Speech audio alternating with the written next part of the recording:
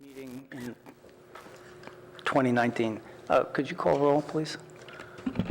Yes, happy Valentine's Day. I believe yes, our thank you. support staff will be calling roll. Chair Bauer, Vice Chair Corey, Here. Board Member Bernstein, Here. Board Member Kohler, Here. Board Member McKinnon, Board Member Shepherd, Here. Board Member Wimmer, all present. Thank you. And to reiterate, happy Valentine's Day to everyone. Next on our agenda is the oral communications, open to anyone to speak about anything other than agendized topics. I don't think we have any cards, so we'll move on to agenda changes, additions, or deletions. I don't think there are any. No changes.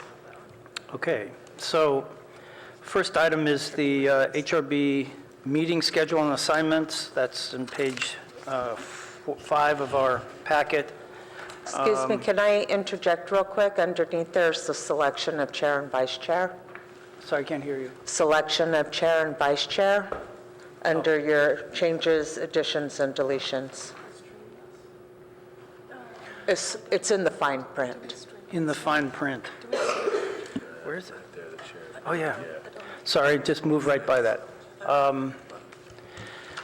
So we're going to entertain motions to nominate people to be chair and vice chair.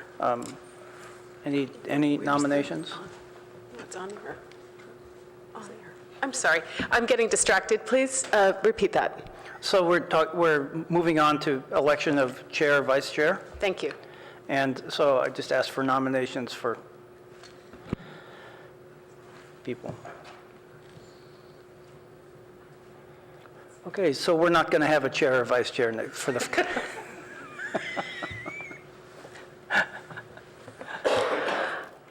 I think David and Brandon are doing a fabulous job, and maybe they would like to continue for another year. Yeah, I'd like to, we had such a abbreviated schedule last year. Why don't we just continue on with where we are? Sounds good to me. I'd be happy to continue as chair. And Brandon? I'd be happy to continue as vice chair as well. Okay. So in order to formalize that, need a nomination. I think we do each separately. Amy can tell us that when she's done. I would like to nominate David Bauer as chair for the upcoming 2019 year. Amy, we need to do these separately, presumably? Yes. Okay. Is there a second? I'll second it. All right. Any discussion? I think we already had the discussion. All in favor? Aye. Aye. Opposed? None. So I'll nominate Brandon as vice chair for next year. Second? Second. Okay. Discussion? No, I don't see any. All in favor? Aye. And opposed? None. Okay. So housekeeping completed. Congratulations. Yeah, really. Maybe we'll have more than two. Now let's move to meeting schedule and assignments. I think the only thing I'd like to say about that is it's important for our planning to know when people will not be here so that we can be sure we have quorum for meetings. So if you know of meeting dates that you will not be able to attend that are listed on page 5, could you please contact Robin and let her know so that she'll understand who is and is not coming. Okay, next item is the update on the draft Baylands Comprehensive Conservation Plan and ITT study. And Amy, you have a report or some information for us. Yes. Ever so briefly, there's a one and a half page report in your packet, and the chief reason to put that in your packet was to alert you to the fact that the city's website contains some documents that you might want to have a look at, and they've reached out to planning for feedback on these documents. So if you as members of the community and HRB members individually would like to make comments on that set of documents, then feedback from the community is solicited. Yeah. I don't have much more than that on that particular item. So I have mentioned this before. I went out to that site maybe 2 years ago, maybe 3 years ago, with Phil Boble, who's in Public Works, to look at the buildings and discuss ways to clean up the site. It had been really abandoned without protection. The building that remains had most of the window glass broken. And they have since protected the building better. They've got a fence up so that you can't get a car close to it or a vehicle. They painted the building, and I think they've actually covered all the glass. It's remarkably well preserved, despite the fact that it was effectively abandoned. And so I encouraged Phil to first do an historic resources evaluation, which sadly was not done prior to cleanup. And this report describes the several features that were removed from the site that actually would have been significant and should have been preserved, in my opinion. At any rate, it is a space that's now stabilized, and some of the more interesting features are still there. The building being a prominent one, and there's even one of the Klystron tube power generators, signal generators, that's still pretty much intact. So it would be a very interesting space to develop as community space, Bayland space, not unlike the Sea Scout building, which was in equally bad shape before it was renovated and taken over by, or leased, I think it's leased to a conservation group. Yeah. Anyway, it's worth noting that at least what remains of these buildings is stabilized, and I'm hoping that in the Baylands plan that these buildings will remain, and that they'll be refurbished and put into some use that will benefit all of us and also preserve some of our history. This one, yeah, it is. Roger, you have want to show people? That's I think this is Palo Alto Daily from June 2018? 2017. Yeah, June 2017. It's an article with pictures. Most important, I think all of us have seen the picture of the transmission tower, which is over 600 feet tall. Was removed years ago, but it's the anchors, these gigantic concrete anchors still remain out there. It's pretty interesting to walk around the space and think of what that must have been like. I remember seeing it from Bay Shore, and it was an impressive structure. Okay, let's move on to item 3 then. Review and discussion of topics for an HRB retreat, annual reports, including the certified local government annual report and the comp plan annual update report. Amy? Thank you. So we'll go through these. I have a fairly long PowerPoint to help with this. Robin Elner is upstairs making copies of the draft CLG annual report that I was busily preparing last night. And I do still have some need for feedback from you all on the trainings that you've attended before tomorrow when I need to send it off. And I'll be doing that first thing in the morning. Okay, so this is just overview for the public that might not know these things about certified local government. Commission members, do have qualifications to do this type of work. So I just threw that on there. This is one of the documents I have to provide for each member saying, are you a professional in one of the disciplines here? Because I think we have to have a minimum number of members that do have these qualifications. So these are some accomplishments that I looked back on the year. The reporting period is October 2017 through September 2018. And as Board Member Shepherd noted, she had done some trainings, before she was put onto the board back in May. She was appointed, but the work that she has done, the training that she has been to during, can fall outside the reporting period for the purpose of reporting it in this report. So the first thing I have here as an accomplishment is the Mills Act Program Subcommittee work, and we can talk about that potentially at the retreat. We have a couple of folks on the subcommittee. So that was something that happened during the reporting period. The Eichler guidelines were adopted by City Council as voluntary, but nevertheless, they were adopted. And that we did quite a bit of outreach, and the HRB was involved in coming to those outreach meetings, and we had several meetings here in the chambers on those guidelines. We had the May 2018 CPF conference, and HRB members attended and supported and participated, so that was something of note. We had the comprehensive plan was updated at the end of 2017, and I think we never talked about that much here at this board, but that happened, and there were historic preservation policies that were in that comp plan update and added as a result of an environmental impact report mitigation measure.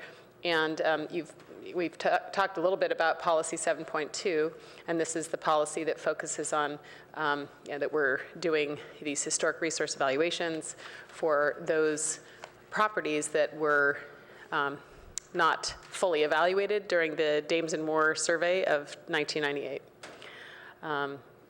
and that hadn't gone fully to the state.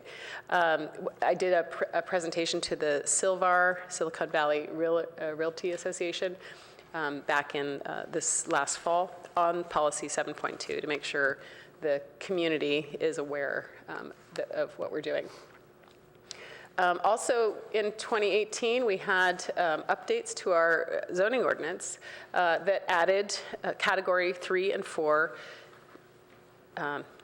resources from the historic resource inventory into the home improvement exception language that allows for bonuses for these resources. Prior to that, it was only available to categories 1 and 2.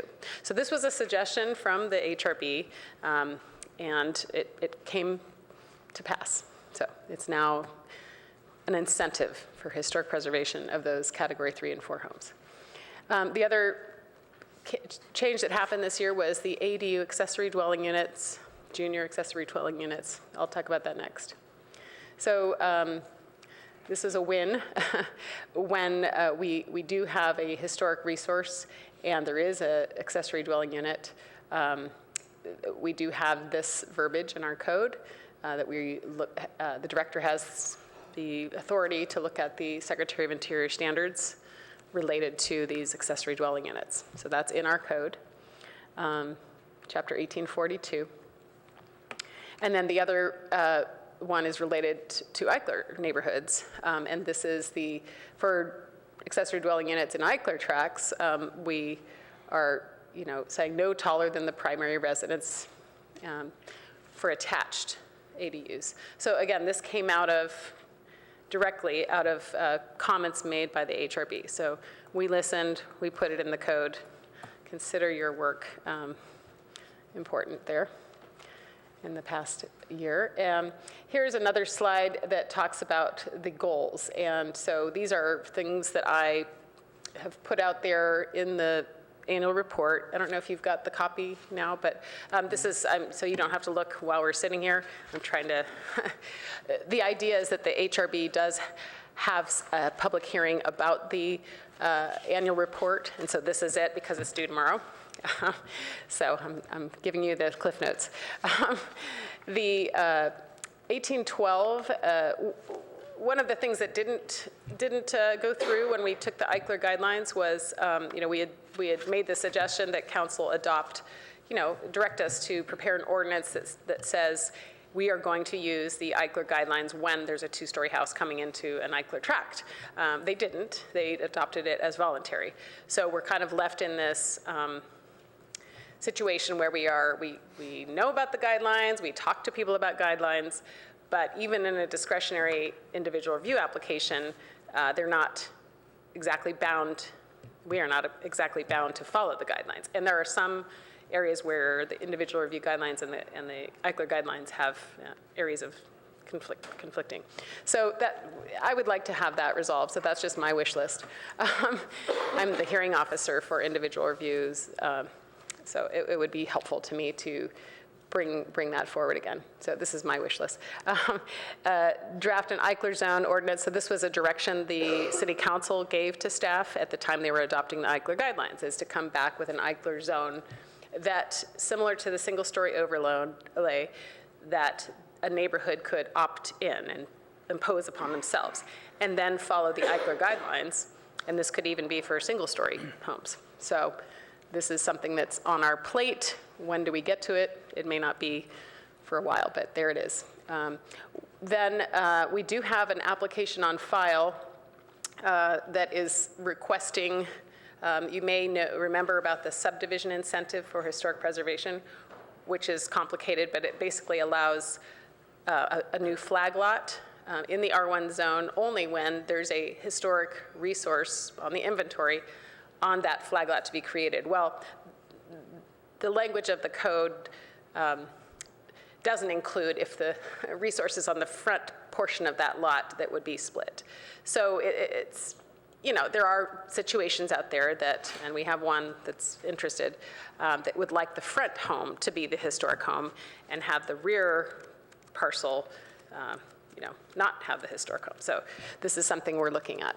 And so here's some other ones. Basically, if you have comments on the ITT building site for the Baylands Conservation Plan, those are solicited.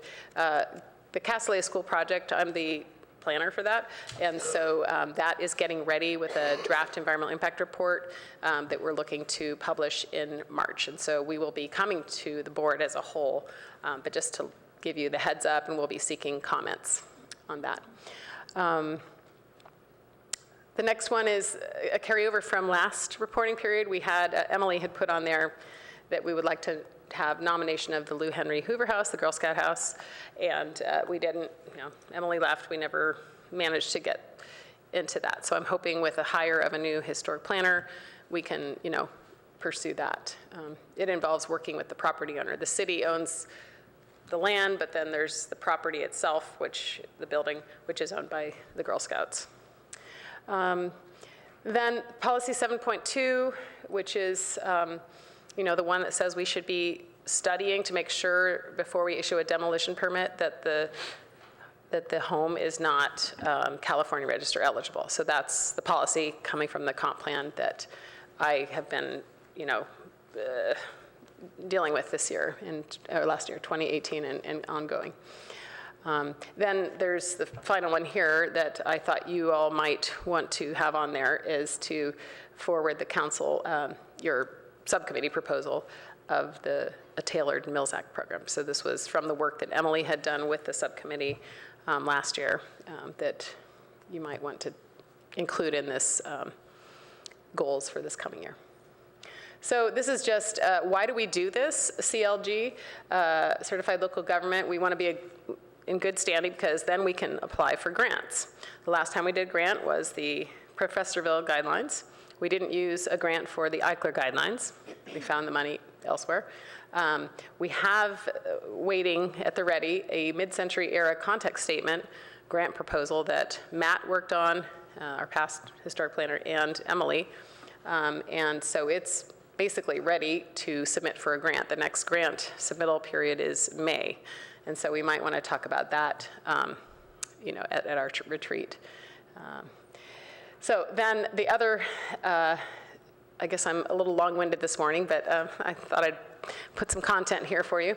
The comp plan implementation update went to the Planning Commission last night. This is going to be a yearly update to say, how are we doing with the programs that are in the comp plan that was adopted in the end of 2017.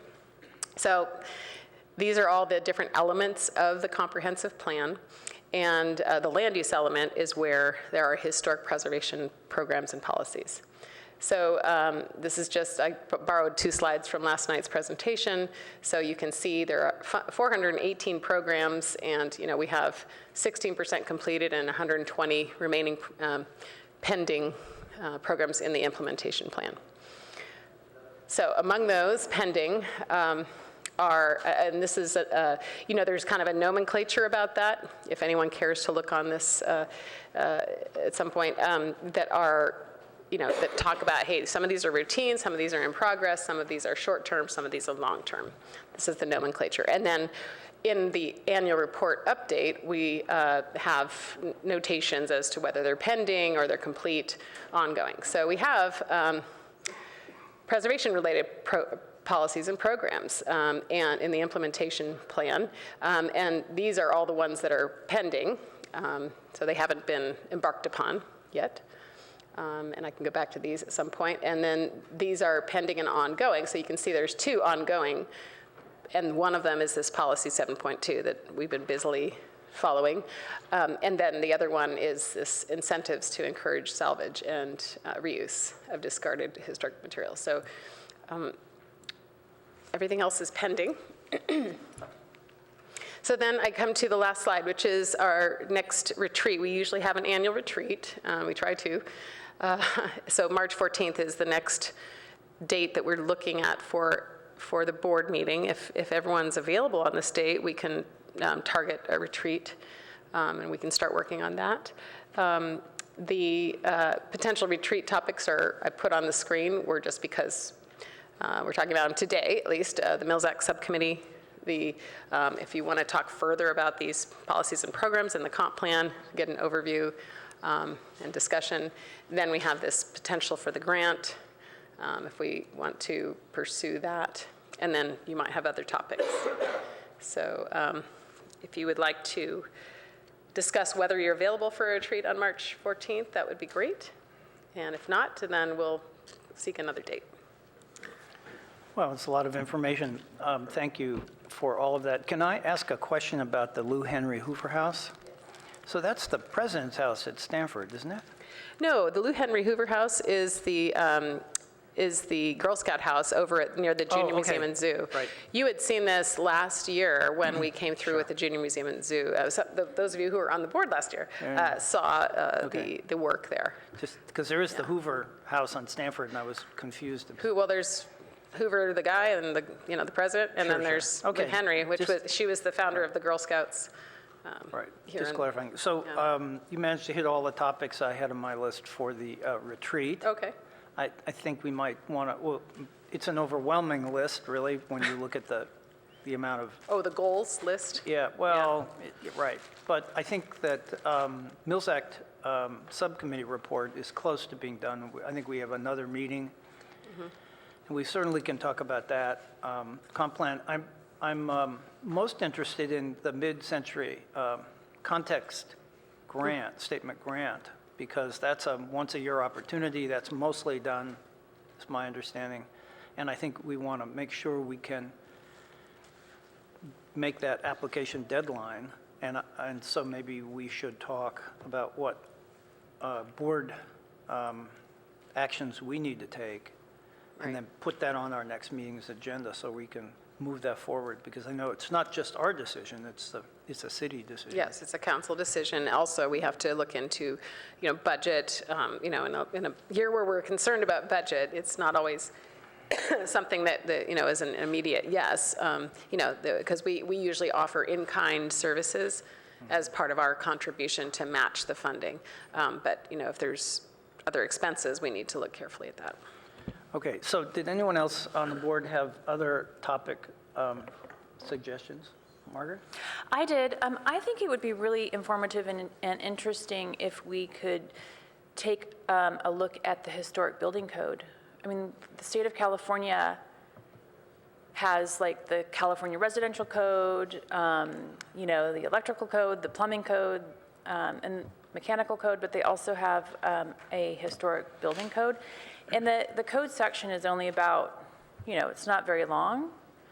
And I have a copy of it, not with me, but I think it would be a really great exercise I can make copies for everyone so that we should each have a copy of it. I mean, I've been meaning to do that for a while, but maybe we could even just look through it ourselves, just review it ourselves. I don't know if maybe Martin could lead us, or Roger could lead us in moving through the code issues and discussing, certain topics. But I know that the historic building code should allow some kind of concessions when doing preservation work.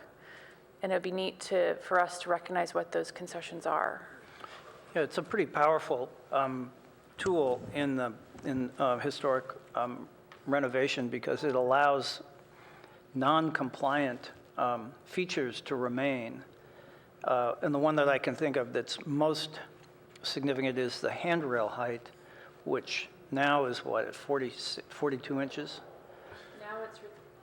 Now we're required to have 3 feet 6 inches. Right. But the historic building code might differ from that. Right. Well, it allows the building official to make the determination. My understanding is they can make the determination that if it's less than the current codes, but still deemed to be safe, that it can remain. Because that's a big deal in theaters. It's actually both my daughter's homes have non-compliant rails. And I think also maybe there's some energy Right. allowances, because a lot of historic houses have single glazed wood windows. Then they don't want the double glazed wood windows or double glazed new windows because it really takes away from the historic look. So I think it'd be an interesting topic. Okay, well, we could add it to the Maybe list. too much to combine with all this in one day, but I definitely think it's worth us going through just for self-education. Well, if we don't set it as a goal, there's no opportunity to achieve it. So I would just add that to the list. I was going to say, the windows issue definitely comes up quite a bit. I have an ongoing conversation with Page and Turnbull, our consultant, and those folks that are coming through the process about how best to, deal with windows. So I think that would be a good one. I could even ask Page and Turnbull to come and be part of a conversation. And then I was thinking also I could see if our chief building official is available for a retreat to come and have a dialogue. Yeah. I had one further suggestion under other topics. I think we should probably look at community outreach, to a more aggressive community outreach program than we currently have. Looking at places like Pasadena, I think they're more actively involved with the community, and I think there's a lot we could do to improve our community outreach program here, to get them educated and sensitized to historic properties, historic preservation in general. I completely agree, especially considering how much misinformation exists about historic preservation. And so that's an equally good topic. We could add that. I think Pasadena is one of the gold standards for outreach on community involvement. I think we should look at that and see what we can learn from their programs. Martin. Just tagging off Chair Bauer's comment about some of the powerful tools available for historic Building code. Building code, yeah, is that the use of archaic building materials. Mm-hmm. So, for example, if there's some there's some interior plaster walls that actually have some shear value. And the historic building code actually allows some of those archaic materials that would not meet code today to actually remain. And that could help in terms of if there's any proposed changes to the exterior of a building that from a historical point of view, you can still keep it structurally, and then therefore helps also maintain historic character and historic facades. Right.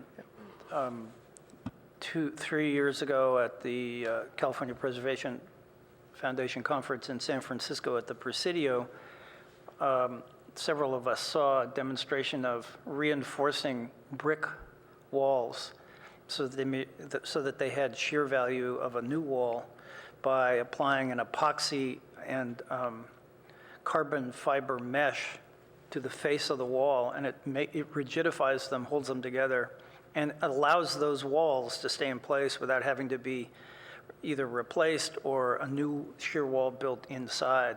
It was a remarkable technological advance for these old buildings that are primarily brick. There are all kinds of them on the Presidio, so lots of that. Brief question, does any board member or staff know, does the historic building code apply to any historic structure, or must be category 1, has to be a listed structure? I'm not exactly where it applies. I believe it's anything on our inventory, as well as, National Register, which we have some that aren't on our inventory, National Register eligible and California Register eligible, but we can, delve into those details Great. in the retreat if we want to have that as the topic. Great, thanks.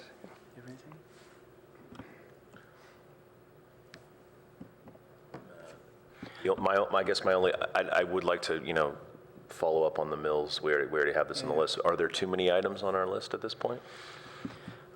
Well, we always, in my experience, my short 13-year experience on this board, have too many items on the list. Yeah. But I think we could prioritize the list.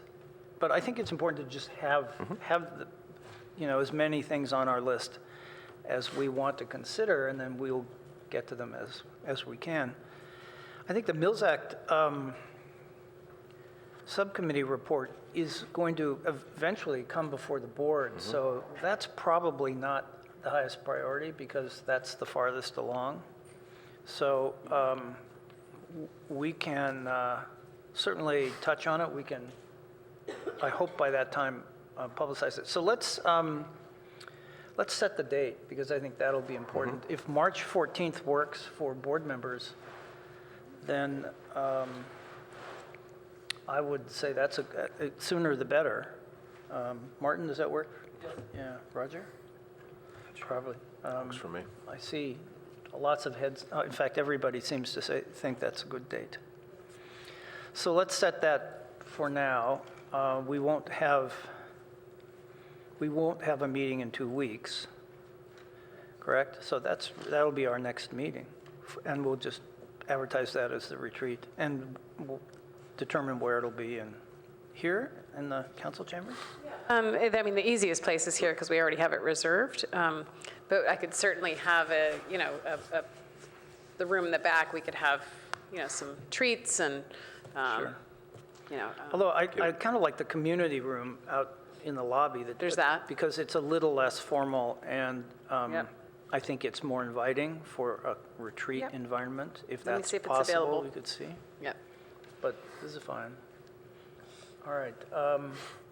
So March 14th. Any other comments on all of the material that Amy? I guess if you want to make comments now about I know you have it just at your places now, but I kind of breezed through the annual report for the certified local government. If there's something there that you see that you want to get back to me today on, you want to read that more at your leisure today, and let me know if there's something that is horribly missed. And also, if you have not gotten back to me about, or Robin, about the training during this period, we would want to know about those. I can go back and look. I have gone back, as you'll see, and I have stated that for each and every one of you, you went to the Palo Alto conference. Some of you told me 3 days, and some I just wrote 2 days. But let me know if I'm wrong on that. That's a critical element in this report. Yeah, I think that's just to be able to say yes, we have a critical number of folks have been doing their training. If you Yeah, didn't, I mean, that's fine too, I think. Two days or 3 days at that conference is well beyond the minimum. Yeah. I think it's a single training session, isn't it? Yeah, it's pretty low bar. Right.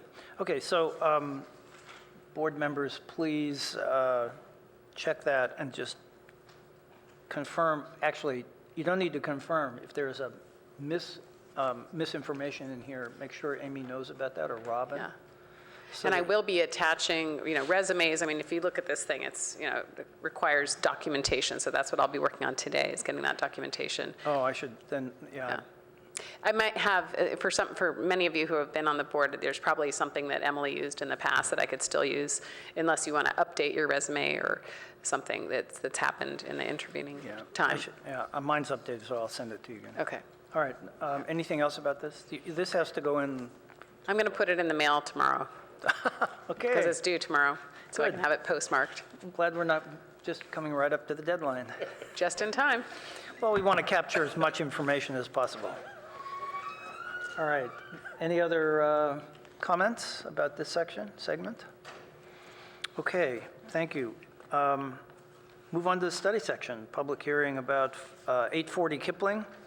It's a study session, so we will not be making any determinations today. It allows us to hear about the design plans and provide our input to the, excuse me, the architect, who happens to be our colleague Martin. And Martin, you probably have something to say about that. Yes. Thank you, Chair Bauer. Yes, so I'm the architect for this project for the study session, so I'll be stepping down from the HRB board for this item. Thank you. I will be making a presentation. Right. And that's, because you've done this before, that's allowed by, because you're a sole proprietor. Okay, just so everyone understands that. I'd like to introduce Claire Hodgkins. I think maybe some of you haven't met her, but she's one of our planners and will be the project planner and present the project.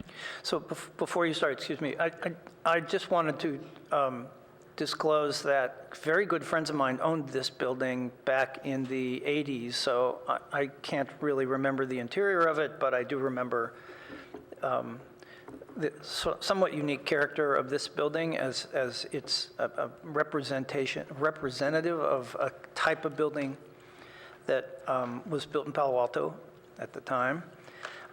My friends don't own it anymore, so I don't have any conflict as far as I know. And I have visited the site Monday to look at to see what it looks like now. Anyone else have any disclosures like that? Okay, please proceed. Good morning, board members. Claire Hodgkins, and I'm the project planner for this project.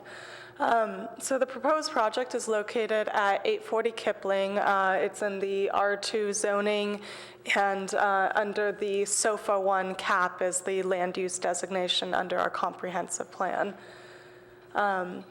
So there's a couple things requested as part of this project. A variance to allow construction of a second story on a substandard lot.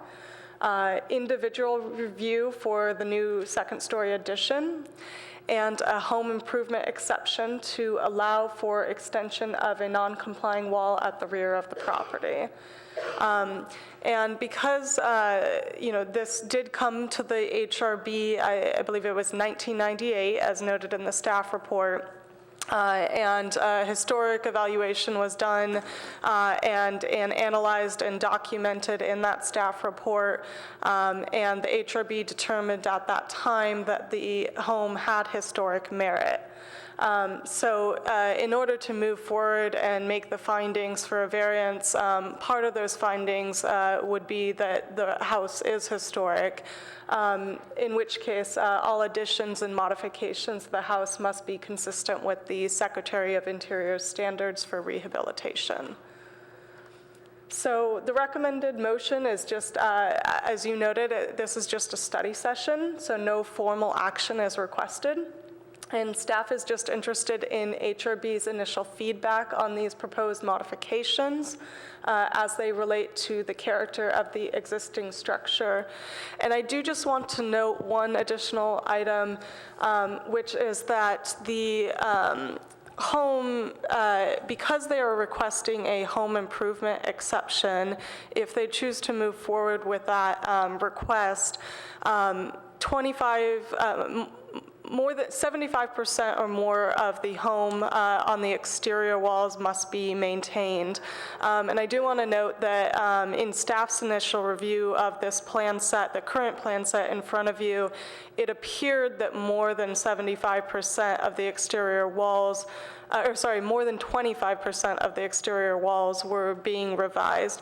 So there may need to be some modifications in order to meet that requirement under our code.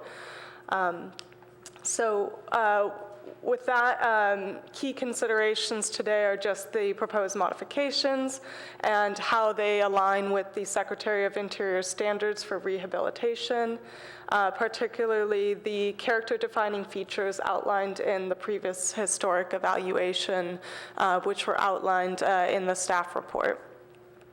And if you guys do want them, I do have kind of like each of the elevations, the original, the existing and proposed next to each other. So with that, I'll turn it back to you and recommend that you hear a brief presentation from the applicant as well. Great, thank you. Good context to start. Martin, please proceed. Thank you, Chair Bauer. And just for members of the public, so I am on the Historic Resources Board, and yet I did receive a ruling from the California Fair Political Practice Commission that as a sole proprietor without employees, that I'm allowed to present the project to the board. I do have some drawings to submit to the board. I also have copies of those for the staff. I'll hand these out. So these are staff. Those are your staff copies. And each of these goes to each board member. Thank you.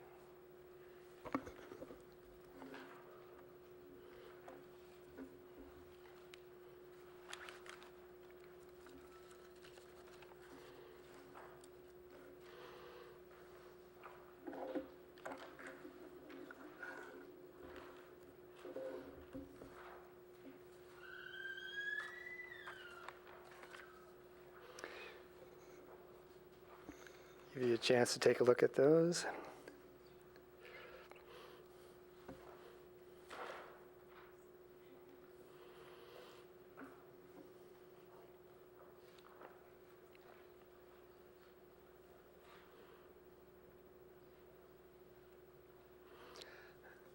Okay, so with me today is also the owner, Steve Reyna.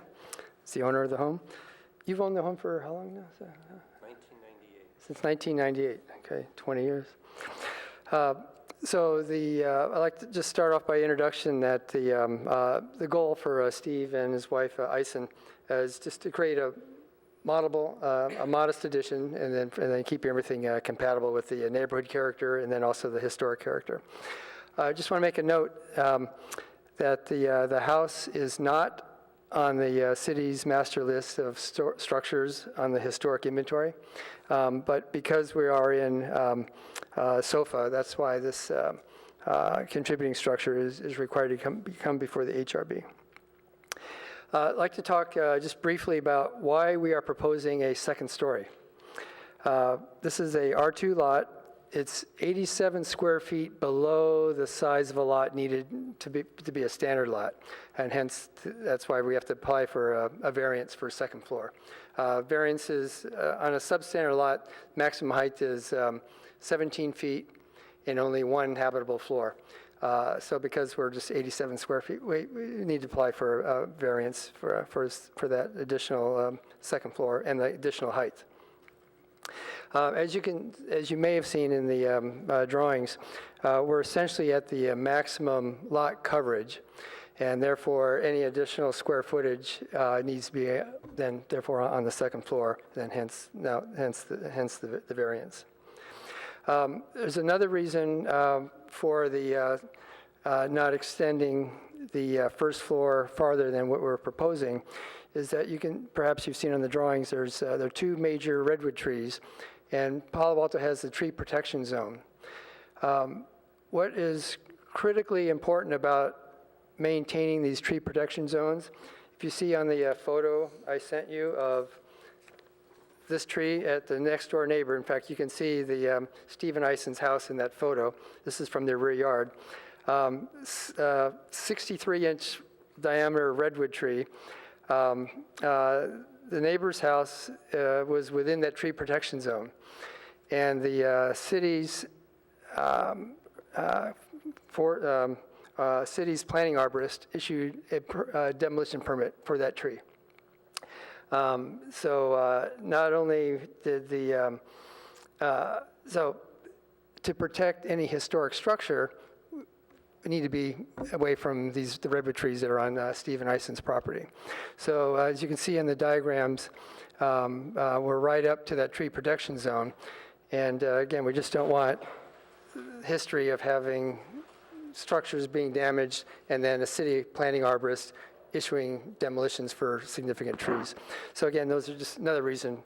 So we got we're at the maximum, basically lot coverage essentially, and then the tree protection zone. So that's again another reason just to go up rather than getting closer to those trees. There was a kind of a hybrid development on this house. The original house was in the rear portion. There was a kitchen, a one-bedroom, and a dining room. Over the years, then the front living room was developed and the front porch was developed. And there's also a flat section of the existing front portion of the house that's actually defective. It's flat roof. We actually have photos of it, of the ceiling caving in. Anyway, so our goal is for the existing now historic living room and the historic porch. We want to maintain that street-facing character. That flat roof, we want to make that correct with the compatibility of the existing front of the house. And that's what brings us to these renderings that you have in front of you. I'll hold my example up here, and for members of the public. Okay, yeah. So that rendering and all three of those renderings are showing then the historic front gable of the front now living room, and then the existing historic porch. Okay. Excuse me, Martin. Yeah. Can you show that again? Because I don't see that in. Oh, you don't have a copy of that? No, we don't have a copy of that. Oh, did I not? I mean, we have the plan views, but that. Oh, all right. Thank you. Okay, thank you, Amy. Go ahead. Make sure everybody has it. Does everybody have? No, it's all. Okay, now we're ready. Okay, thanks. Good. Yeah. So those renderings now are showing the front street-facing facade of the historic living room and its existing fenestration, and then the existing front porch. In those views here.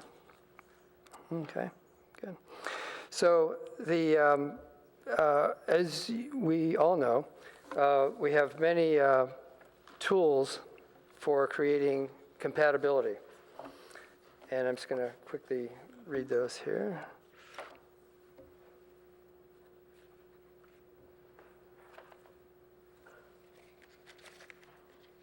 Where is it here?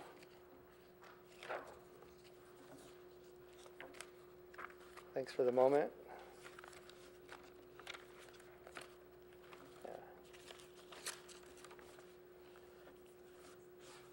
Oh, I do have them right here. I'm sorry.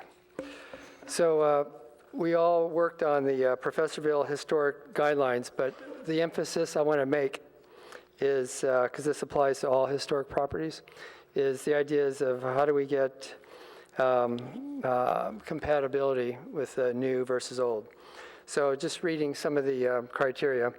Locate new additions at the rear of the residence whenever possible. So as you'll see on some of the other drawings, the second floor is definitely set back. I think it's set back about 18 feet from the front. So that's the purpose of these renderings that you saw.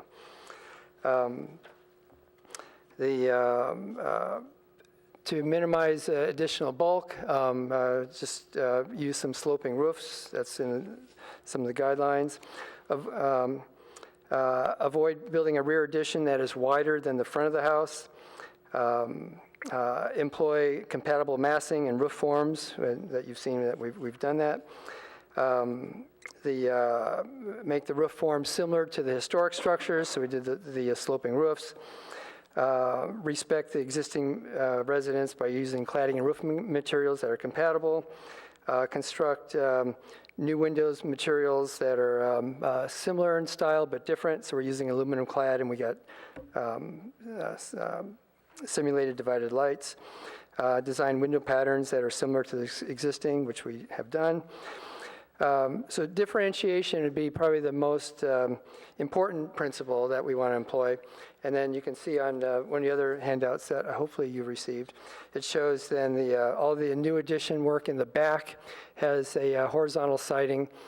The existing siding on the house is actually 1x12s brought up, but it's brought up so it looks like it's 1x4, but it's one piece of 1x12 that's sculpted. So we're proposing on the new additions for differentiation to be 1x6 lap siding, very similar to the existing, but different dimension. And again, that's outlined also in the Professorville design guidelines for differentiation. All right, so those are some of the differentiation. But the main point is that, again, the subordination of the second floor, that's important. So again, the step back, we did that. And then also on the second floor, the plate heights. So for technical reasons for members of the public, plate height is the height from the floor to the start of the exterior wall before sloping up. So that we dropped that down to 7'6", still habitable heights, but at least we can lower it a little bit here. And again, that was, again, the main point of these elevations that you have is just to show how it is subordinate from the house there. So good.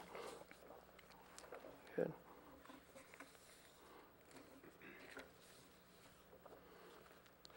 My notes.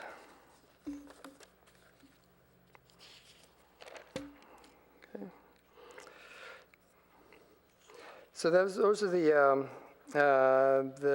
main points, and open to questions. I'd also like to introduce the owner, Steve Reyna. Would you like to make any comments? Good.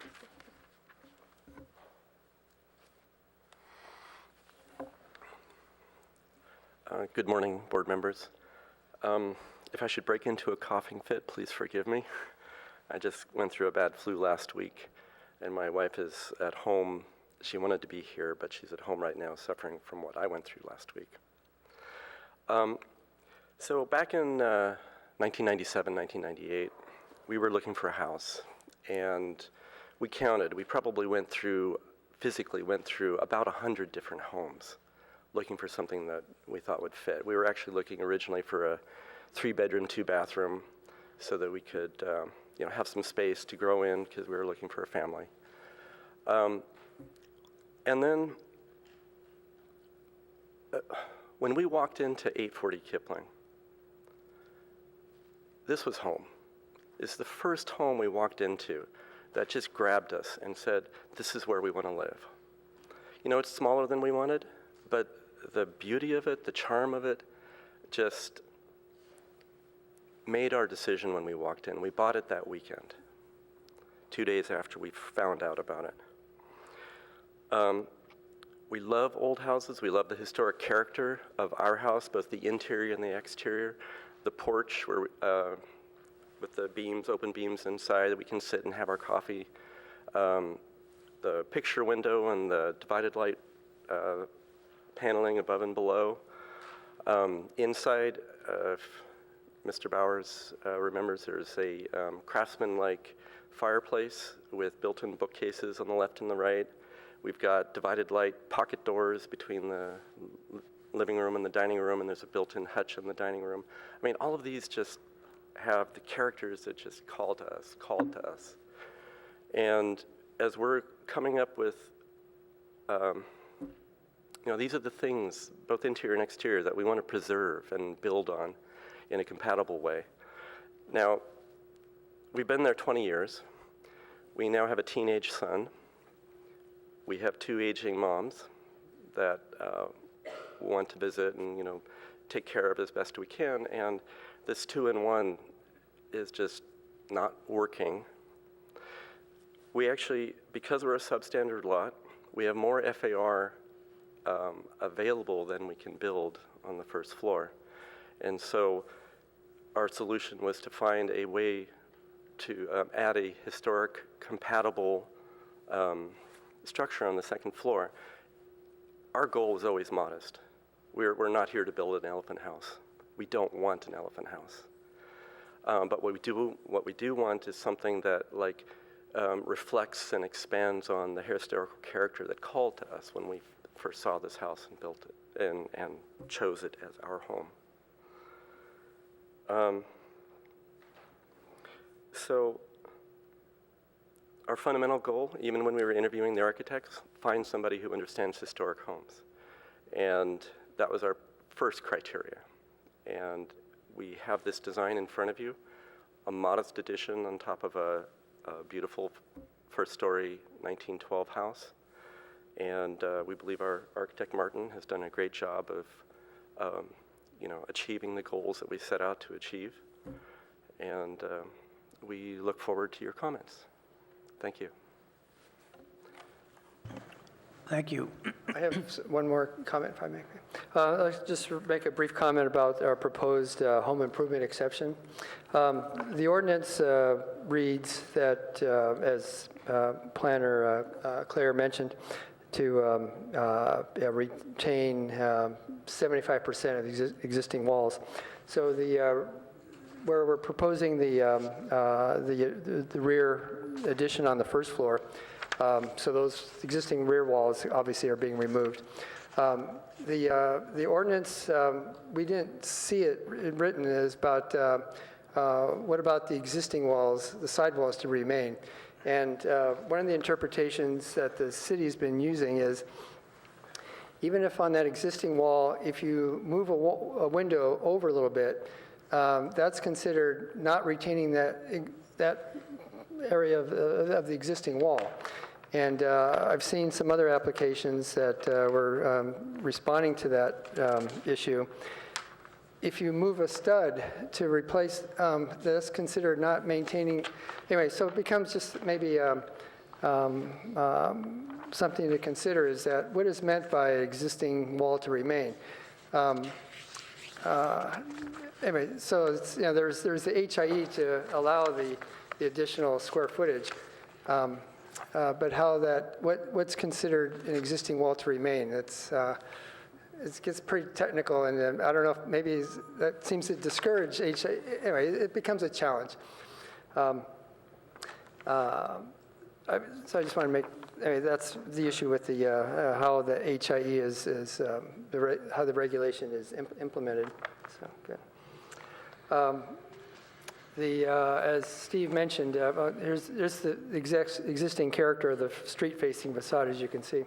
But again, we did take actually good counsel from planner Claire Hodgkins, and also then the good counsel from Arnold Mammarella about making sure that the proposed second floor is subordinate. So that's why we did the plate height, and then we moved it back. I think it's something like 18.5 feet back from the street-facing facade, just to keep everything subordinate, and then all the differentiation issues, as I mentioned. So again, we have a lot of good tools for differentiation, so we try to employ all those things. Again, so as I mentioned, I think on previous projects, is the good counsel we received from planning staff and then the IR consultant. I do think these things, those advices do make good, better projects. And I'm grateful for the city to offer those things to us. So anyway, we're here to answer any questions or respond to any comments. Thank you. Good questions? Yeah. Okay, Brandon? Maybe this is also a question for the planner. So I'm trying to understand this 75%, 25. Is it? I think you probably confused me more, Martin, into some of the details there. But is it are the only exterior walls that are changing, the back walls on the rear? Yeah, that's what I'm trying to understand. So the way that we analyze it, that staff analyzes that, is just looking at the facade of each side and where changes are being made to the facade, whether it's moving a window, removing a window, or adding windows or doors, or changing the wall entirely. Any areas of change is what we look at. But it's exterior walls, right? Of the exterior walls, yes. So yeah. So then it sounds to me then there's portions of the front of the existing house that are changing in subtle ways that Yeah, I'm so not- I that I'm can not show following on the you plans, really yeah. quickly. Yeah, perfect. Hey, where's the, can I get this?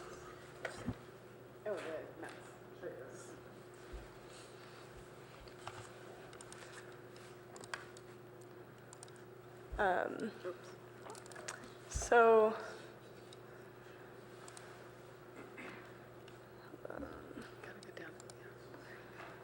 so I'll look at each elevation kind of just to briefly go over. So the area of change on the front would be this front door is being revised and the windows being added.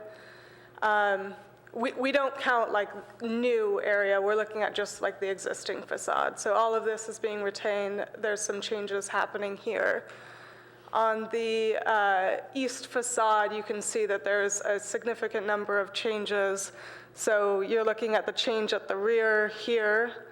You're looking at all of the windows being revised on the entire facade, and some changes to the wall. On the rear, it's basically most of the facade is being changed. And on the west side, there's only a small change at the rear. You can see these 3 windows are being retained, and then this one's being revised for the addition. So. Thanks, thank you. So- Martin? Yes, thank you, Brandon, for asking that question. If you look on page A4.0, please. Okay, so you can see my calculations for existing wall to remain and existing walls to be removed. The diagonally indicated walls, that was my diagram for walls to be removed. And that's then less than 75%. So Claire's bringing up an interesting and good point about, yes, we are changing windows on the left side there. To the point of, from a historic compatibility issue from the street-facing facade, if you look on the porch, Claire is correct. We are modifying the front doors to that bedroom on page A4.0. And we are modifying the door to the living room. Those are historic doors there. We are just switching locations of those because now the entry is where the bedroom is. That's becoming the new front entry. So we are keeping the historic doors. We're just switching the locations of those two. Got it. And my comment is, if you look at some from the Secretary of Interior standards for rehabilitation, is there's no change in the massing. There's no change in the locations of the doors. There's no change in the historical character. We're salvaging materials we're not throwing away. Anyway, so it's just how is that HIE defined as changing exterior walls? So that's could be a subject of a future conversation, but currently the city is saying if you make that change, you're not retaining that existing wall. So let's talk about historical character and what harm is being done by doing that. And anyway, that's a comment. How close are you to the 75% number? Let's see, we are, 74.5. we're 70. It says 74.5. So we're not, though. I mean, it's clear but that it it was seems, yeah. not calculated the way that staff calculates it. Correct. So we're not, I'm not saying that there's not a solution. I just wanted to point it out because it may mean that some changes, might be made to ensure that they are meeting the 25%. I don't know at this point in time exactly how much they are changing when that calculations is done, but it seems to be more than 25% right now, so it would probably require some revisions to meet that code requirement. or some changes might be required and they don't move forward with the HIE, but the variance still moves forward. So there's a couple different options, but we just wanted to kind of call that out for your attention as you analyze it, so. So if I can jump in here, it seems to me, as Martin points out, the purpose of this particular calculation is to prevent basically massive destruction of the exterior surface, which is what we're really protecting with our historic ordinance or historic designations. We want to maintain that. We're not really talking about the inside. And I would have to agree with Martin that adding a window and a wall or flipping those doors around is, well, in moving the French door from the living room to the current bedroom number 1 might remove some siding, but the rest of it would remain unchanged. You wouldn't take the siding off and add new siding. So it's really a modest thing. I think the calculation could hopefully be more elastic when we're talking about taking existing materials and simply putting them in a different location. But if it turns out that that's not the way the planning decides to calculate it, it seems to me that it's possible that you could just leave the front porch alone. And while that might not be ideal, at least then you retain those 2 walls, and maybe that gets you closer to 25%. Yep. I mean, I would say that I think that most of the material would stay as it is currently sided. So the siding wouldn't be, removed, and that's the purpose of this particular requirement. Yeah, I guess my question on that is, how do you, if you look at even the side walls, it feels like you'd have to cut out a lot of material. You'd have to reuse a lot of the material around the windows, but you'd also have to redo, you're not going to cut and leave siding halfway across if right? So you're going to have to replace the entire line of siding across the back of the house. So naturally, it feels to me like, like if you look at this west elevation, does this mean that, a third of the siding ends up being replaced along the entire length? Or, how does that, you know what I mean? You don't patch up pieces of siding. Right. So this isn't a specific thing on the front. Just in general to the house, there could be a lot of patchwork. I do like the idea of the preserving the doors on the front. I mean, it's a neat idea. It's an option. It's an option. So way back when I was a newly graduated college graduate, and I started my business, it was very difficult to find someone who would make, you couldn't buy, this is called 3-lap siding in the trades. You couldn't find it. And so we painstakingly removed the siding for areas where we needed to patch. Now, that siding doesn't exist in 100-foot-long pieces. It's all pieced on that building. And it's pieced at random ways and then painted. And you don't see the where each piece stops. And you can take the old siding off and you can patch it in other places. Now, of course, you can get that siding reproduced exactly as it is for about $100 setup fee plus the cost of the material. It wasn't available then, so it is possible to take it off and piece it back and really retain it. Some of it will break, but that's a more expensive and painstaking way of doing it. But so it can be done. I just wanted to interject that that's a possibility, and I think that that is done on other historic buildings. Yeah. That's a good point, Chair Bauer. We've got 38 lineal feet of wall by 9 feet high. We've got of this. What was your reference to it? It was three. It's 3-lap siding. Three-lap siding. They're probably originally 16-foot lengths. Yeah. So these are basically it's a 1 inch by 12 inch piece. Scale. Exactly. We got 38 lineal feet of that around the back of the building that we're removing. Again, and part of, as you all know, and staff knows, part of the comprehensive plan is salvage, not recycle. Let me just say one more thing. I think the eastern side here is most likely because there's so much work going to be done on that side with the second-story addition, I would envision that side would be all new material of some sort. But other parts of the facade which have fewer penetrations, new penetrations or removing or moving windows, probably could use the original siding.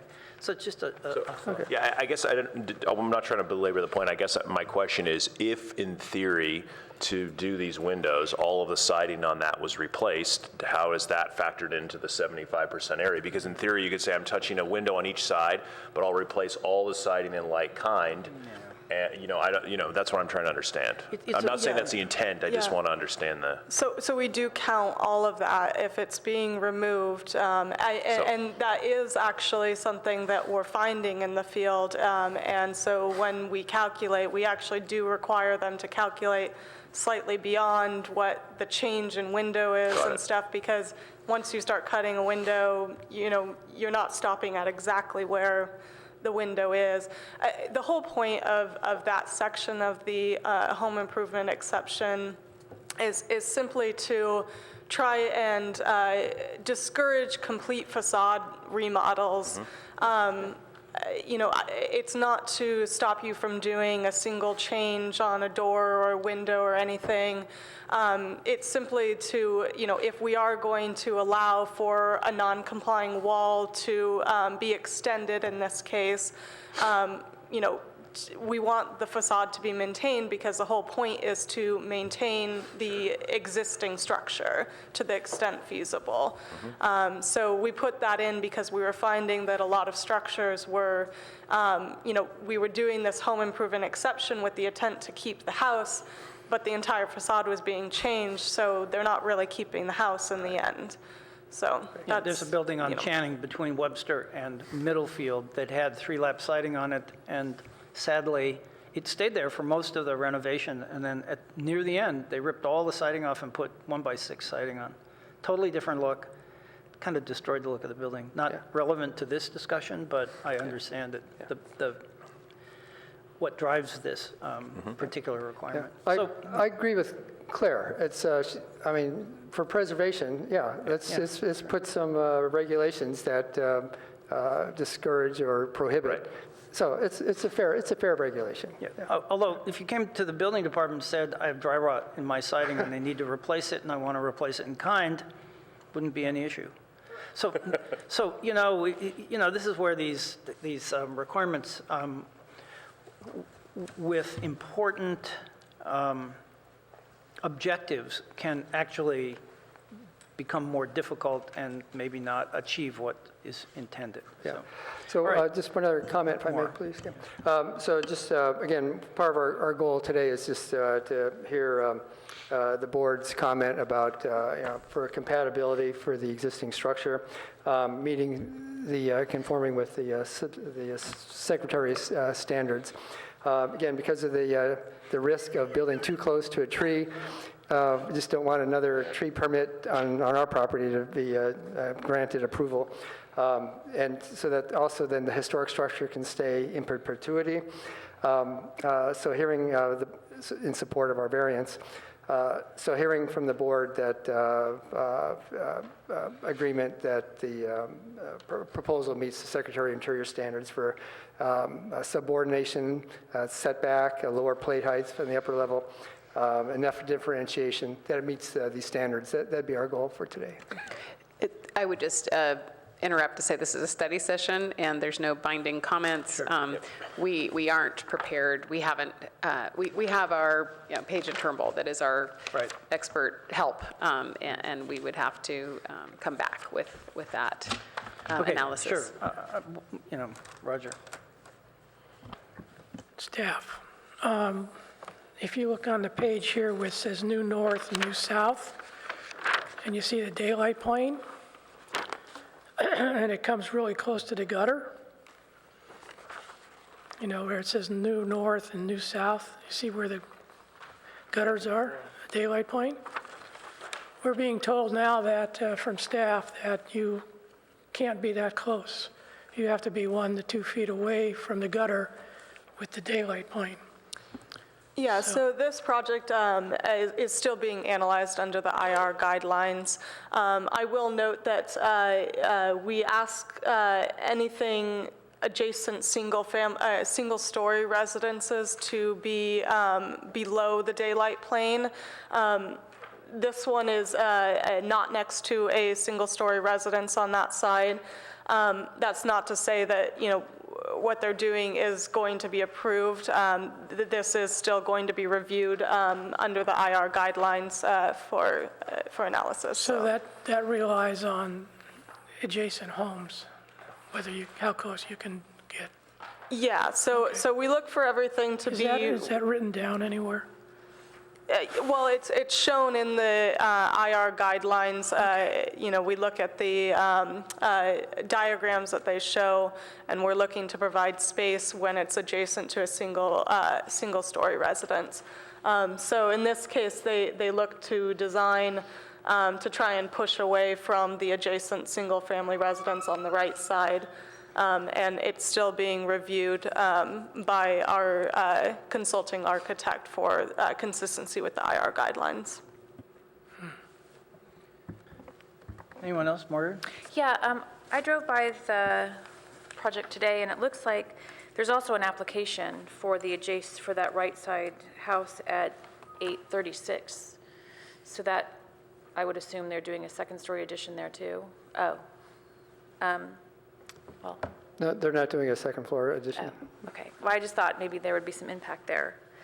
And I think also that what Martin's done is, I think it's very complementary to what's existing.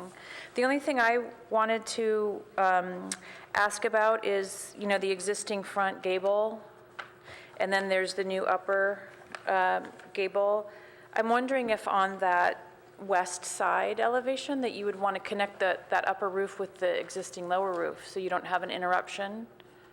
You could go from the lower roof plane, connect it in one plane instead of having that skip. I don't know if that would So I think. prevent water. Yeah, one of the, I'm sorry, what was your last comment? I was just saying I was wondering if you had considered doing that.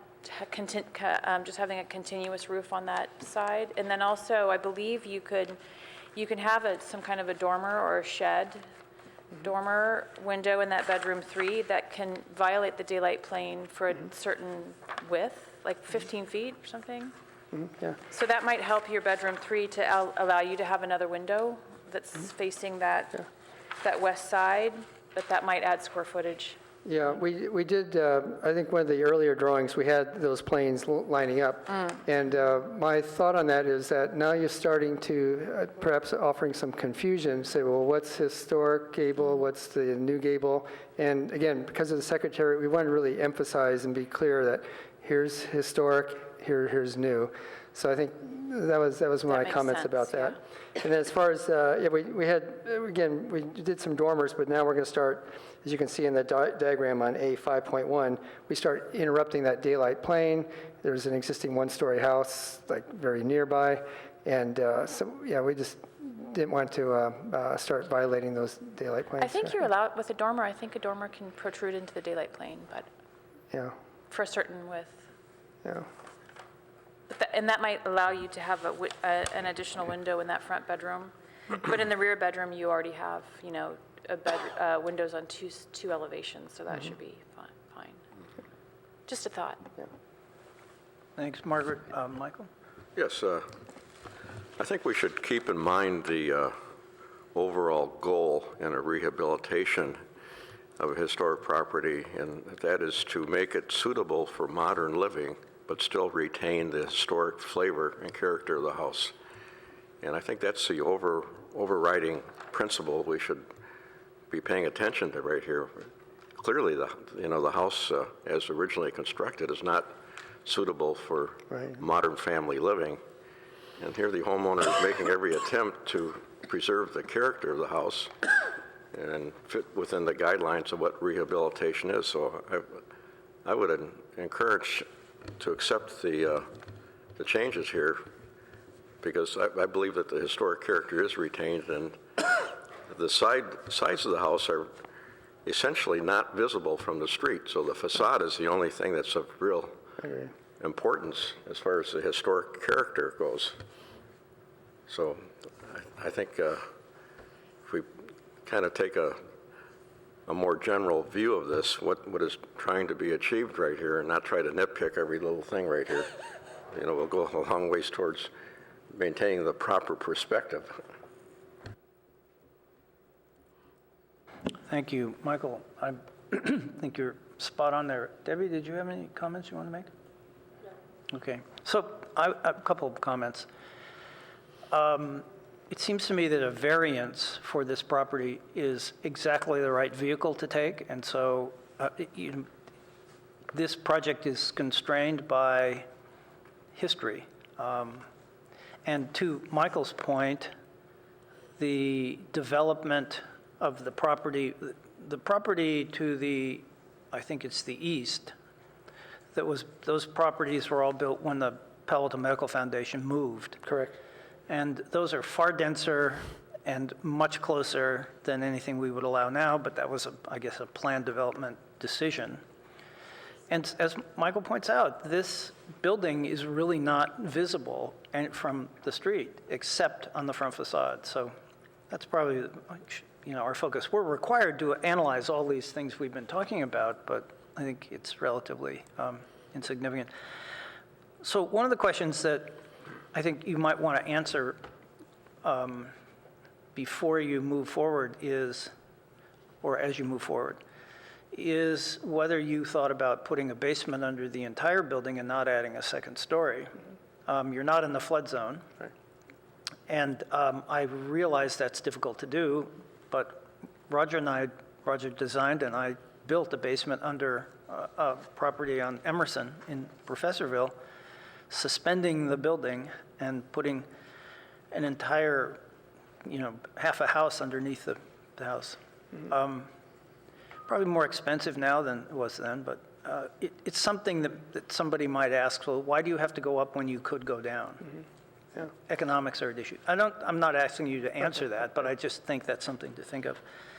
And the only other thing I'm having a little trouble with the 1x6 siding as opposed to the 3-lap siding. I understand the differentiation issue. Mm-hmm. I'm just, again, it won't be seen, so it probably doesn't matter.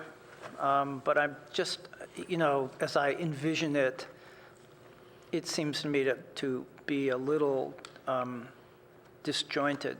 I know exactly why you're doing it. I'm not being critical of it, yeah. And I can't offer a better solution, but, I was thinking about that too. Another possibility might be to do something, in between on the siding, because I get the idea of trying to differentiate, but is there some, is there a 1x8 or something that may look more different, but maybe not as disjointed? That might be be an idea. Yeah, we had a project in Professorville maybe 5 years ago that had the same siding, 3-lap siding, and then extended the building out the back. I cannot remember what we did, what was proposed there. And, frankly, there's nothing wrong with 1x6 siding. I'd rather see 1x6 than 1x8.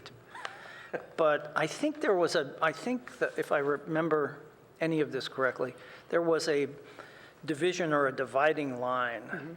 between old and new that allowed a material that was almost the same as what was on the building to go forward. Okay. So we can explore those things. Again, I'm in totally support of differentiation. And then however, if it goes through the process, we can show some alternative features, but the differentiation is important, so we want to keep it. Other things that we are doing for differentiation, in addition to the simulated divided lights versus the true divided lights, we're going to go aluminum. We're proposing aluminum-clad windows. The color will work. Other things we're doing is on the front gables, underneath the barge board, technical term, there is a profiled molding underneath that barge board. What I'll be proposing on the construction drawings is that and future planning drawings, is the molding underneath the barge board on the front gables will be a more simpler profile. So again, we're just looking at ways to get different, so that, here are the differences. So for our trained eyes, we can see the difference, but still have the compatibility. One of the most interesting things that I heard at a seminar given by the California historian, I think, was a comment about differentiation of these types of details we're talking about. And he said, basically, only architects and builders are ever going to see these. True. Or historians. Yeah, I mean, the general public doesn't understand, that one molding is different than another. But so it's the attempt to make it clear to a trained and professional eye where the existing building stops and new building starts. And I think that you've done a good job of addressing those issues, obviously. Thanks. All right, any other comments? Okay, well, good luck. I hope we'll see this back. Okay, thank you.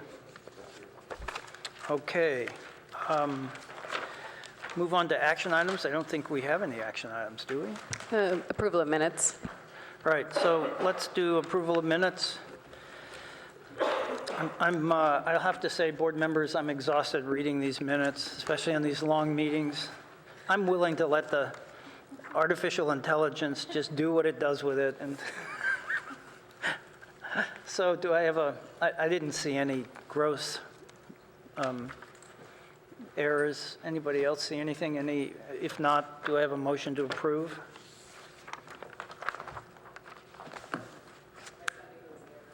What's that? I'll give a motion to approve the All right. minutes. Do we have a second? Roger, second. All right.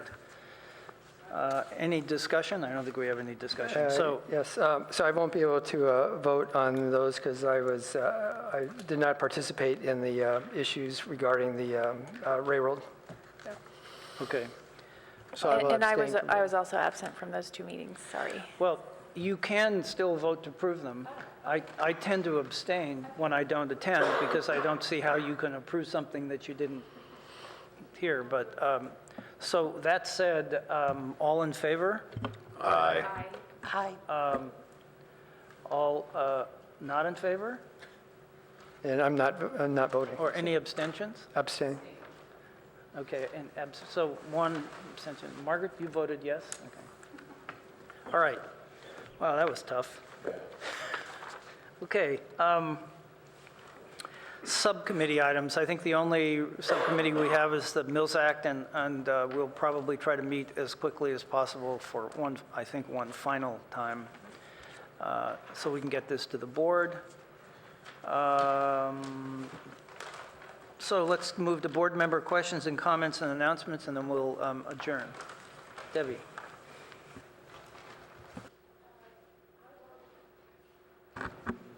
I wanted to announce that at the next meeting of the Santa Clara County Historical Heritage Commission, they're going to be discussing and taking public comment regarding Stanford's new general use permit application, which includes an important section about historic resources. And they really need more community engagement, public comment, and interest taken perhaps on the part of people on our board as well. So that meeting is at 70 West Heading Street on the 21st at 6:30 in San Jose. Thank you. Thank you. Anyone else? 6:30 in the morning? 6:30 in the evening. That's even too early for me. All right. If there are no other comments or announcements, I think we're adjourned. Thank you all for coming. It's great we had all 7 of us here today.